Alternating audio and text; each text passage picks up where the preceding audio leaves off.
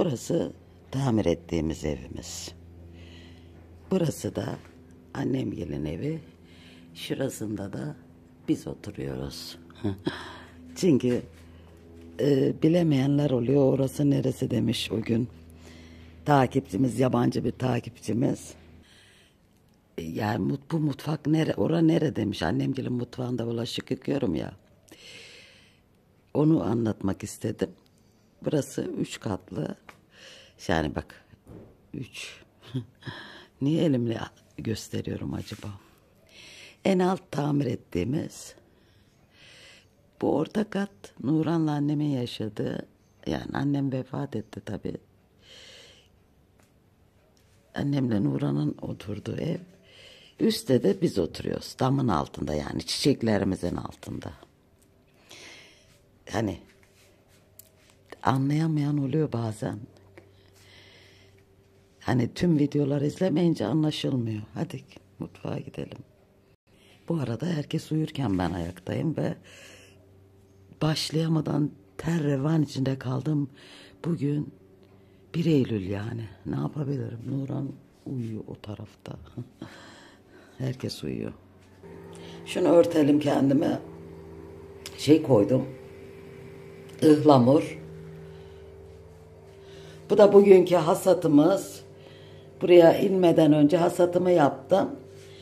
Çok güzel değil mi bugün? Bamyalarımız bereketli. 3, 6, 9, 11. Görmediğim de vardır mutlaka. Şöyle kıl biberler var. Süs biberimiz var. Şöyle de mis gibi koklasınlar diye dağlar kızı reyhan da koparttım. Ne yapacağım? Biberimiz, kuru biberimiz, bolca soğan hazırladım.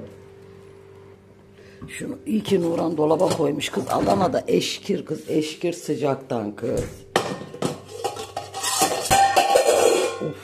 Of, baş parmağıma düştü. Hem düştü hem de parmağıma düştü. Ne yaptım dün? Bunu yapacaktım. Yetiştiremedim. Fasulyemiz vardı ya, kuru fasulye. Kuruttuğum. Bunu da söylemişti canım takipçilerim. Güneşte yapma, rengi gider. Tabii ben önce çekim yaptığım için rengi gitmiş oldu. Az diye şöyle patlıcanlarımı da koydum. Vallahi ikisini de birlikte kaynattım. Kısacık ıslattım. Herhalde tekrar kaynatmama gerek. Fasulye güzel. Bir de patlıcana bakayım. Patlıcan da iyi. Alim bari sırtını attın derler. Daldım. Neyimiz var? Bolca soğan ve kuru biber lazım.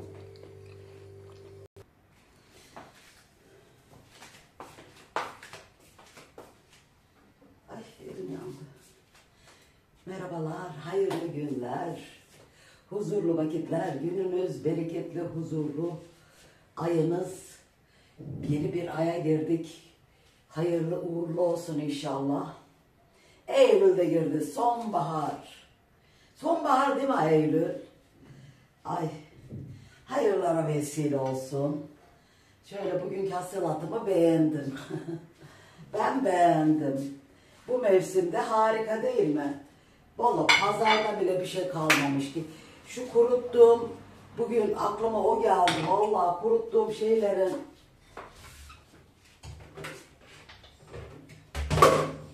kıymetini anladım. Yani düşün, patlıcan falan yok yiyecek. Alayım dedim var ya, en kötüsü 20-30 lira. Burada 20-30 liraya ki patlıcan mı alınır? Poşetini doldur 10 liraya alınır. Geçen sene onun için o kadar çok kuruttum. Baktım kurutulmuş fasulyem vardı. Dedim ya, dolabı boşaltıyorum, temizliyorum yani. Ne varsa yapalım ama bu sonbahar geldi, hala bir şey yapmadık. Çöp, yani bir çöp yok. 3 tane domates salçamız var. Sizler ne yaptınız? Kız hiçbir şey yapmadım ya kız, hastalıktan. Ve o kadar hastayım, üstünüzden uzak, o kadar hastayım yani.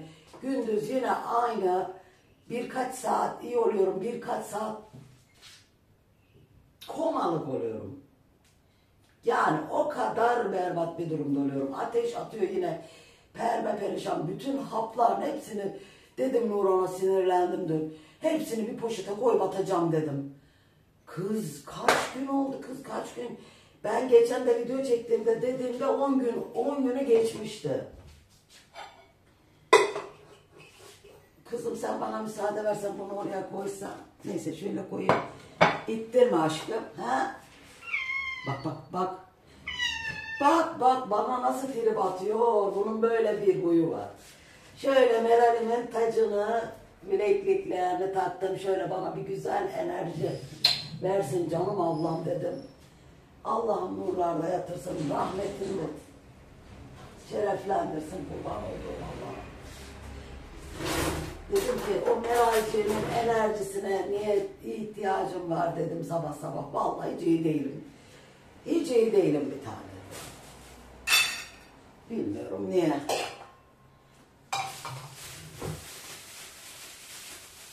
Toparlayacağım. Bütün ilaçların hepsini atacağım olacağı. O kadar garip şeyler oluyor vücudumda. Bir de devamlı şekilde boğazımda bir gıcık var.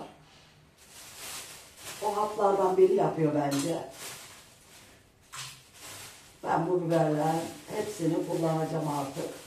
Pek de bir şey kalmadı. Çok da acı bir biber değil zaten ama gerçekten sevdiğim, anladım ki kuru biberi çok seviyorum. Kuru patlıcanı, kuru fasulye, yeşil fasulye yani kuru diyoruz ya. Kuru diyorum ona ben. Ne diyoruz ona biz bilmiyorum yani. Ben çünkü bazen yanlış şeyler söyleyebilirim.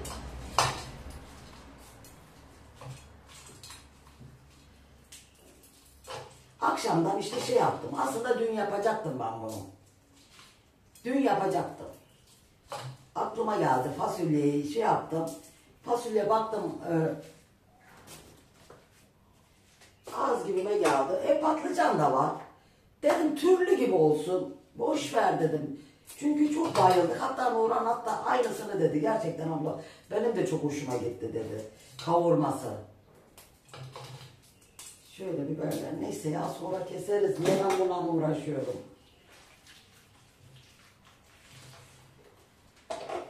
Çok uzun olduğu için bu sohbet şeklinde yaptığım için sonra kısaltılmış halini de atıyorum ben. Çünkü herkes uzun istemiyor yemek videolarını. Hani şaşırmayın bir tanelerim. Onu da izleyip beğenip yorum yaparsanız çok mutlu olurum. Ne var elimizde? Bolca soğan var. Hemen soğanlarda da bir karışık o.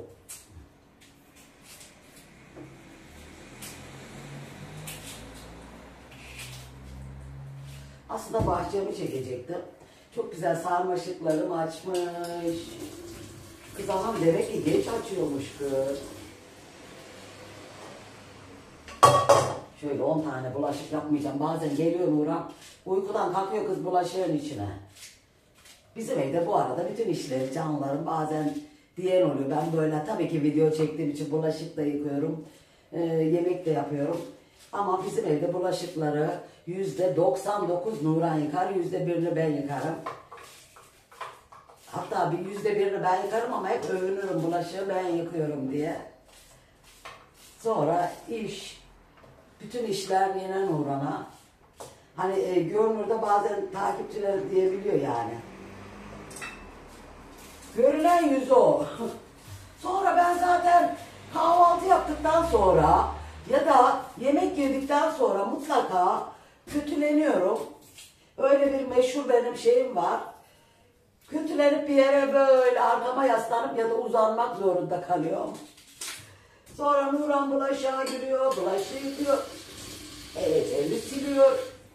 Çayı koyuyor. En son kızcağız kendine içeri atıyor üstünü başını değiştirmeye.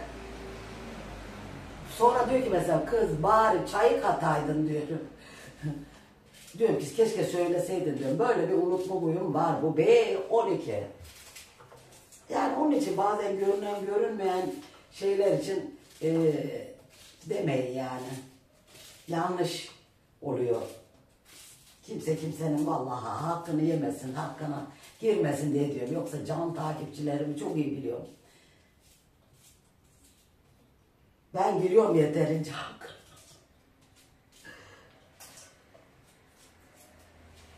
Hani diyorum ya, görünen yüzü, ben %1'ini yapıyorsam %99'unu da Nurhan yapıyor. Ha, marketti, pazardı, ne alınacak, ne satılacak, para işleri, finansal işler bende tabii. Çünkü ben dışarı çıkmayı çok seviyorum. Ah, şu sıcaklar olmasa dışarı çıkmayı, böyle bir dolanmayı, kafa dağıtmayı, evde durup iş yapmayı sevmiyorum mesela. Benim evim de bayağı bu arada kirlendi.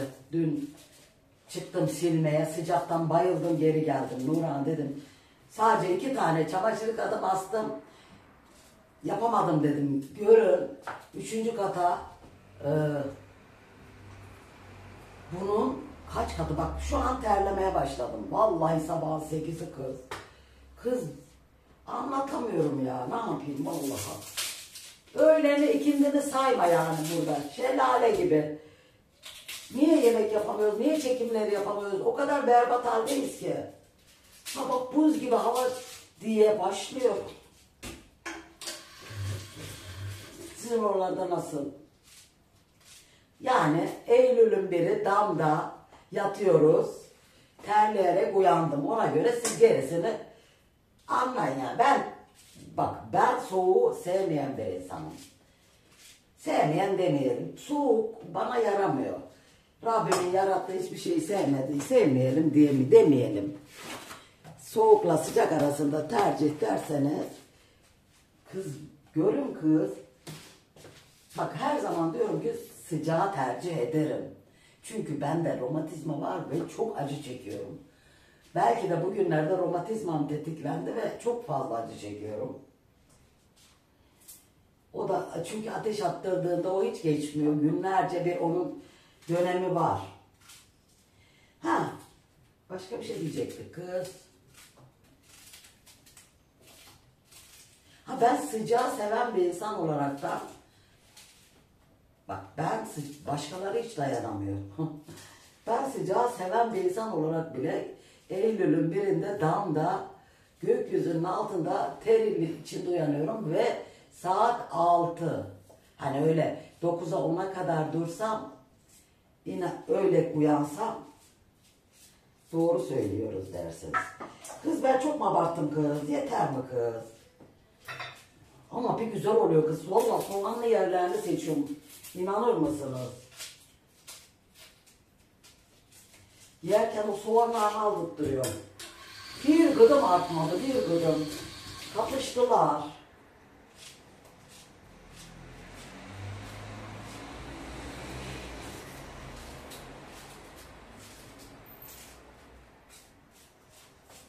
O bir tane kalsın, ne yapayım?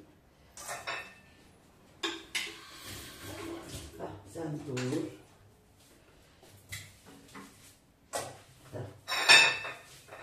Haydi. Nasıl çekeceğiz orayı?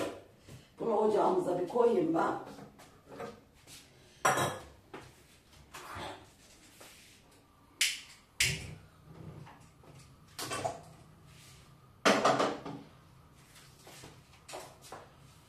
Zeytinyağlı yiyemem aman demiş. Basmada fistan.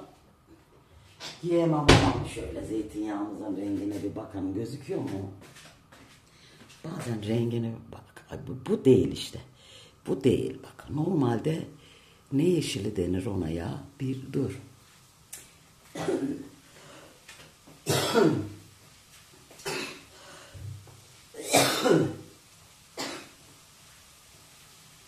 Güzel mi? Ay. Bakmayın. Arasını kapattım. 1 saat sürdü çünkü soğanım yandı.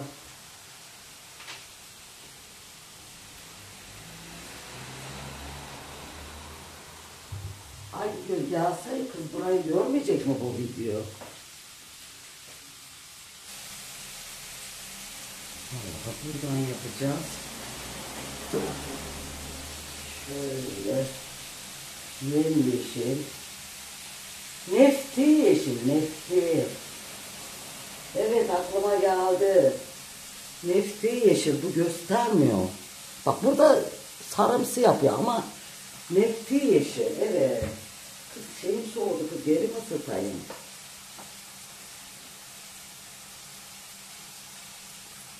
Bu arada ekranda görürse yapar dedim. Bak Nurhan burayı nasıl yapmış? Çiçek gibi. Şimdi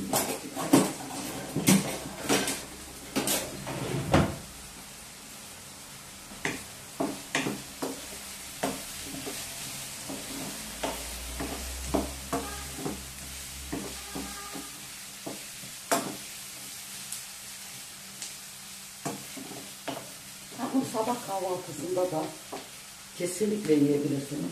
O kadar hoş oluyor ki tadı. Vallahi şimdi yağmurlar yağsın inşallah şöyle bolca. Patlıcanlar bir ballansın. Bolca kurutak, şu an patlıcan yok pazarda. 30-40 lira acı olur. Acı bu sıcakta susuz da kalırsa acı olur o. İstediğin kadar tuza bastır. Evet.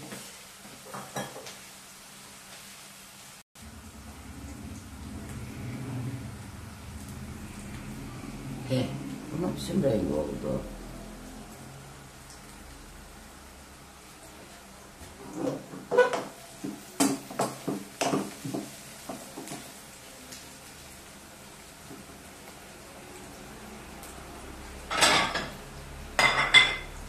Şöyle yapıyorum, artık biberlerimi de ekliyorum. Sap olanları almaya çalışıyorum.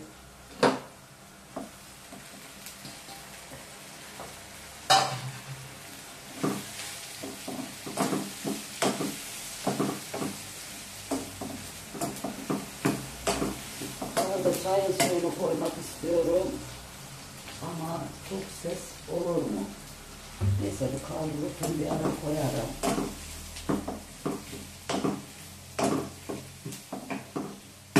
Çay çok içme dediniz. Gerçek bu. Ama ben demir hapına başlamadım. Bir tane başladım. Şimdi B vitaminini bitireyim, ben ikisini birden içemeyeceğim. Çünkü mide koruyucu içtiğim halde demir hapı midemi ağrıtıyor. Ağrıtmak değil, kramp giriyor. Ben hamileyken demir hapı bir tane içtim, hastanelik olmuştum.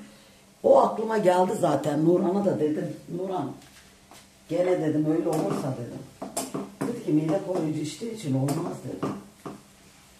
Neyse şimdi B vitamini bittiğinde başlayacağım. Yapacak bir şey yok. Hiç yaramadı bu ilaçlar bana. Hiç. Nurhan'a diyor at hepsini. Hiç pekmez. Neyse B bitsin de. Sonra demir hapına bakacağım. Demir hapını içemiyorum.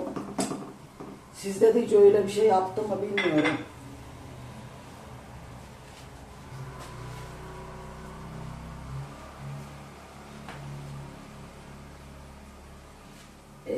Evet. Artık bunlar koyayım mı kız? Zaten soğan da bundan pişer. Soğan da bayağı pişti. Şuna ne koysan yemek artık. Yeter ki soğanını kavur. Birazcık salça koyayım. Renk versin. Biz biliyorsunuz illaki salça her yemekte olacak. Salçasız bir tane yemek ne biliyor musun? Yoğurtlu çorba. Yayla çorbası. Biz yayla çorbası demeyi de bilmezdik biliyor musunuz? Yoğurtlu çorba derdik ona. Sonra öğrendik yani bu televizyonlar, internetler.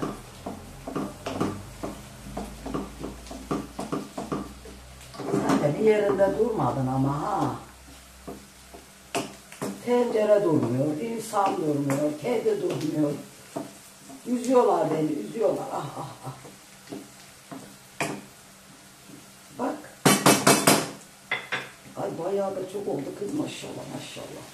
Ay yeniyor olsun ne yapayım. Pazardan bir taze fasulye alayım dedim ama 100 lira. 1,5 kilo alacağım 150. Ben zaten 200 de pazara gittim.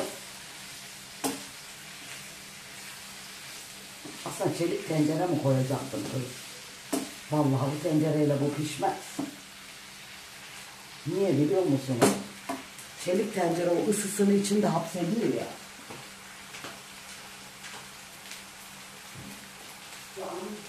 Canım.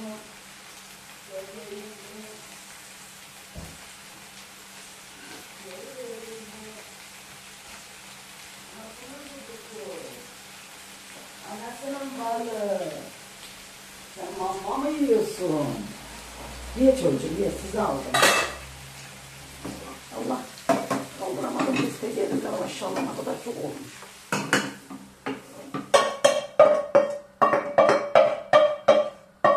Yok yok, döndüremeyeceğim, çeviremeyeceğim.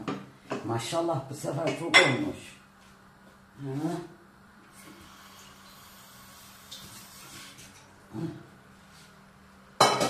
Kız şeyim soğudu kız. Bakayım hele. Açık ısıtayım bari şurada.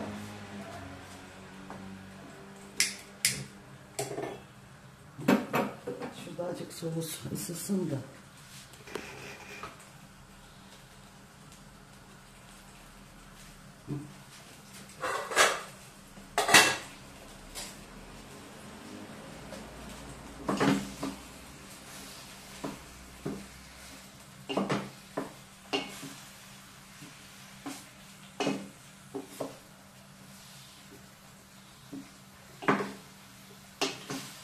Tuzluğa ısladığım için, kaynattığım için tuzunu biraz pişince tadına bakarım. Ona göre eklerim. Fasulye ve kuru patlıcan.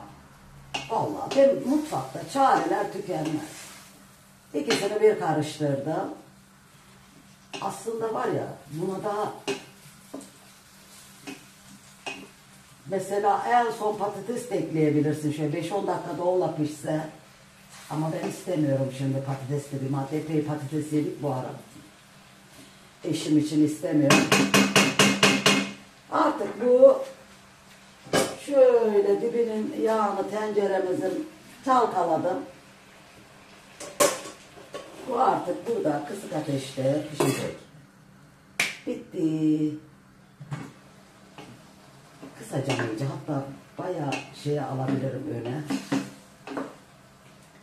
Çünkü ben bunu çok kaynatmadım. Hemen örttüm, yapamayacağımı anladım Nurhan'a, dedim ben hastalandım dedim. Nurhan da bir gün önceden erişte yapmıştım, o vardı. Yanına Nurhan da patates kızarttı, salata yaptı. Ondan birazcık yedik, kapıştım işte. Yok anam yok. Yok şimdi böyle gülüm ballım oluyorum. Biraz sonra bir bakıyorsun. Ne oldu? Fatoş hasta oldu.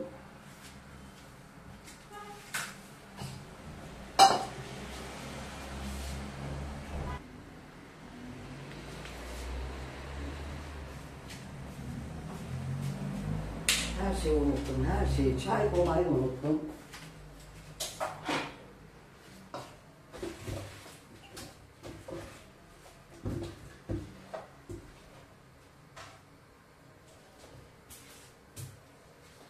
Soğan kabuğumuz.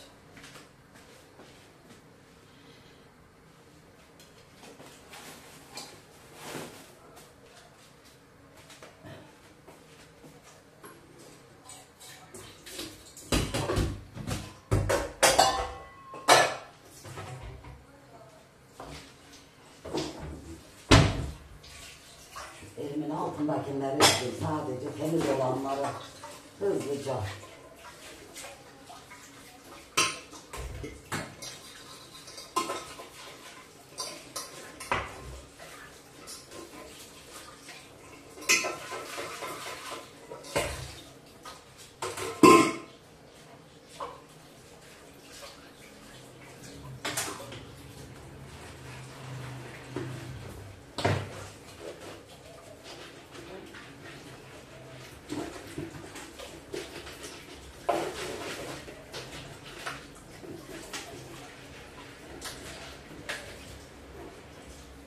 Çayımızı, suyumuzu yani çok kısık açıyoruz. Dikkatimizi el veriyoruz.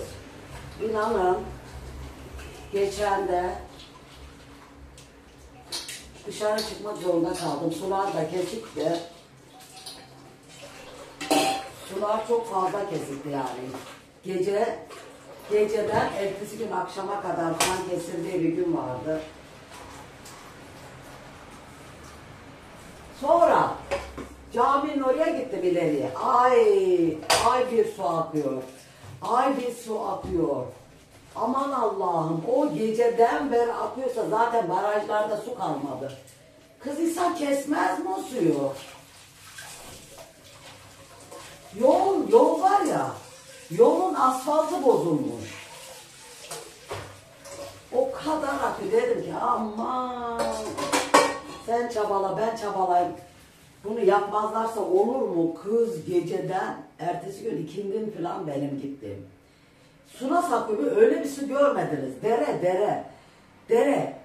Yolun asfaltı bozulmuş artık, hani sel gider de kumu kalır ya. Ertesi gün her taraf kum doluydu. Gelip onu kesmemişler bile. Çalışmıyorlar, yapmıyorlar.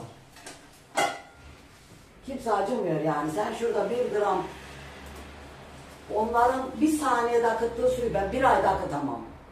O 1 saniyede o akan su var ya, ana boru var ya, ana boru derler. Eskiden biz çocukken oraya döşendiydi ana boru. Ana boru böyle ama içinden insan geçer. Su, onun diyorum ya, 1 saniyede aktığını sen 1 ayda akıtaman yani. Ama bunu da kaynata kaytan ettik kız.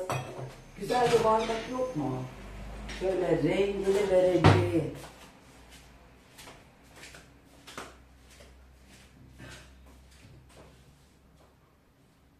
Hepsi güzel bardağımız vardı. Hiçbir bardağım yok hiç. Ne yapıyorsunuz anlamıyorum. Allah Allah.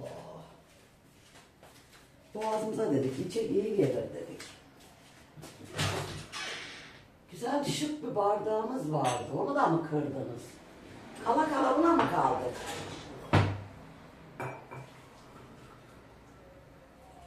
Ben bunu sonra yine içerim, üstüne su ekler.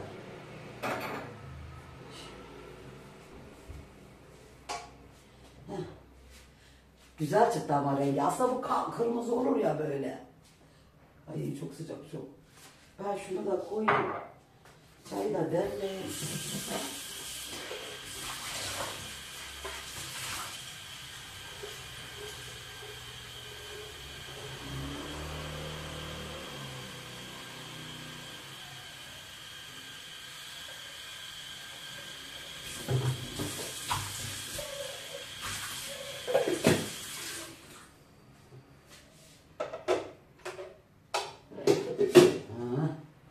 Şunu da koyalım.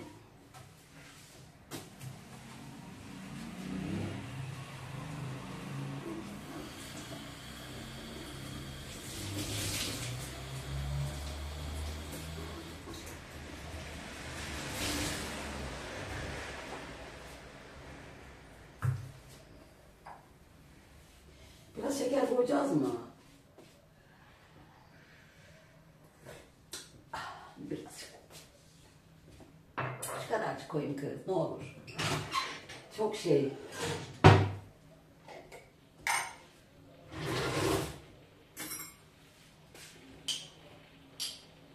Çok az. Biliyorum şekerlisinin de çok kötü olduğunu. Bir kere şekeri doldurmuşum. Çok kötü oluyor yani o zaman da. Tadını bozuyor. Ha sen ne yaptın?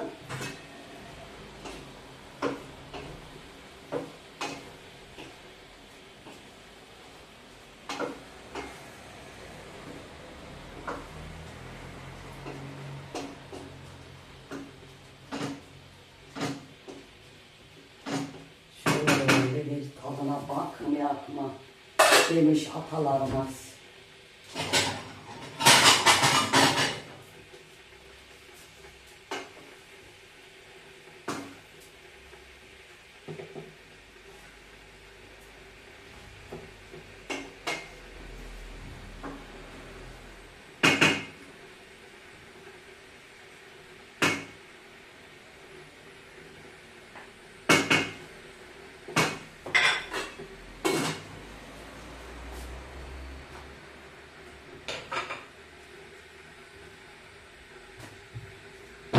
ekmek verdim azıcık.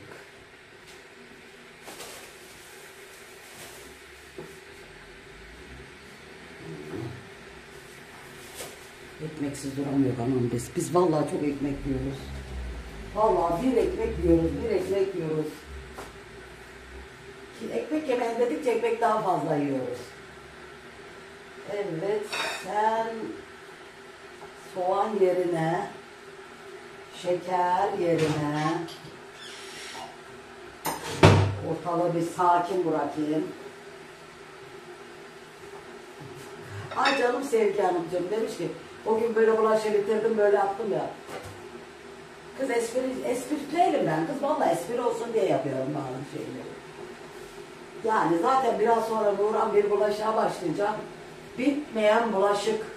Öyle hayat kolay değil, daha yerlerde neler var yani. Sonra da bütün bezlerimizi tabii ki balkona seriyor.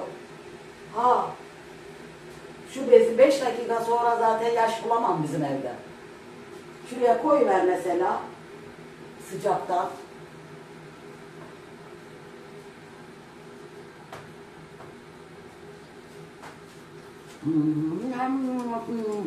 Allah'ım. Allah'ım.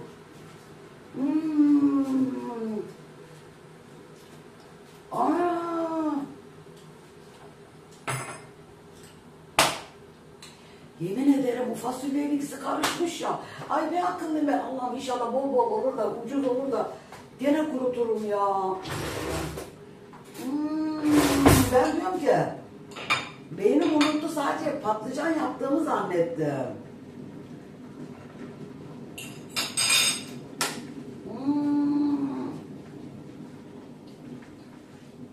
Tuz da müthiş.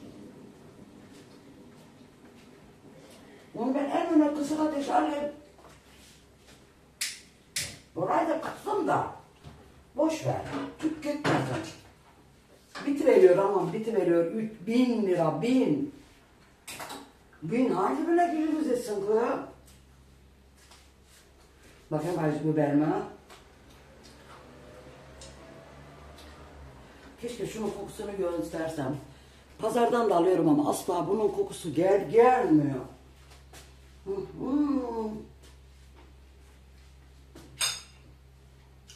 Allah'ım ne akıllıyım, maşallah maşallah. Kız bu ikisi birbirine Allah derim vallahi billahi, Rabbime hamdü senalar olsun.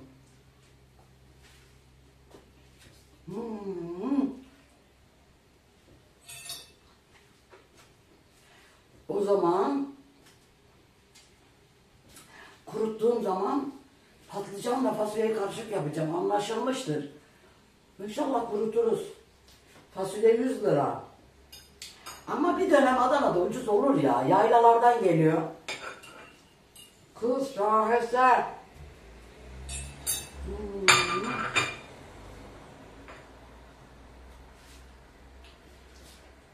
O zeytinyağın tadı.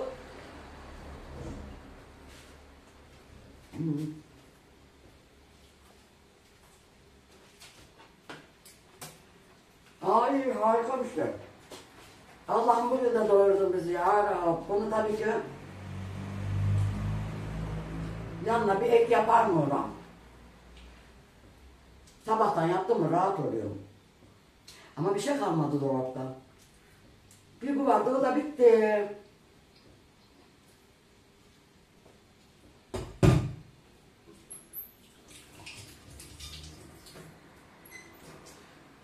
Çok güzel.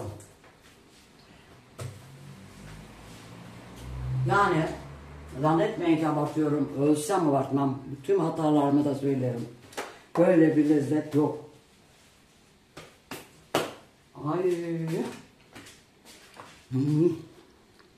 Gayet de pişmiş. Sadece en kısık ocağa koydum. Şöyle demlensin dedim bunu da. Kız bu yakınmıştı. Nasıl çektim ben uzaktan acaba? Ağzımın içi mi görüküyordu yoksa? Yaklaştırmışım ya. Abba inşallah kötü çıkmamışımdır. Böyle sadece demlenme. Tuzu da iyi ki atmamışım. O kadar tatlı ki. burada demlensin. Zaten pişmiş. Şöyle ben de bunu alayım. Gideyim. Sizlere de buradan veda edeyim. Çay da demleyeyim. Anam daha çay demleyemedim kız. Nuran'ı uyandırayım.